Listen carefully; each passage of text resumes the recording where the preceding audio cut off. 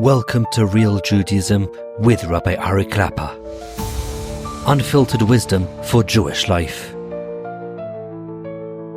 In Halacha Gimel, the Chafetz Chaim now begins to speak about speaking Lashon Hara about a child.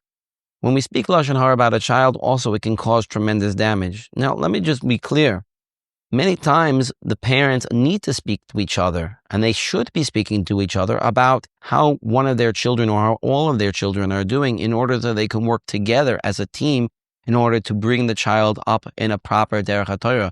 And therefore, if the child is found to do certain things that are wrong or against the Torah, that are bad midos or things like that, obviously, two parents need to discuss it with each other, toeles, for the child, obviously.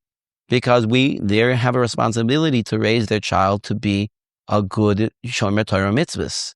However, there are many times when you're speaking about a child, it is going to cause Lashon Hara. For example, the Chafetz Chaim talks about a case where there's a child in a foster home, where the child is being raised by somebody else's parents, and somebody else, a third party, sees the child outside doing something wrong. If that person goes now to tell the people, the foster parents, the ones who are raising this child, we saw the child do this and this, it's very possible that those parents, those adults that are raising this child won't want to have to deal with him anymore. They'll throw him out. You're going to be causing a tremendous amount of damage to this child.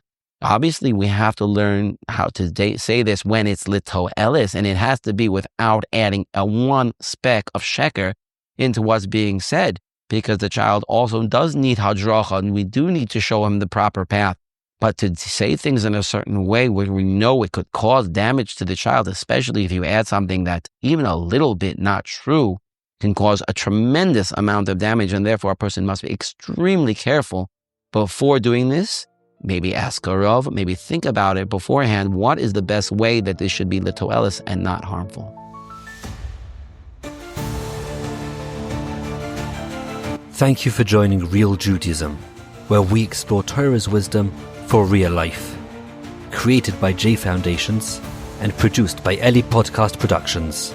Find more episodes at realjudaism.org and subscribe wherever you listen to podcasts.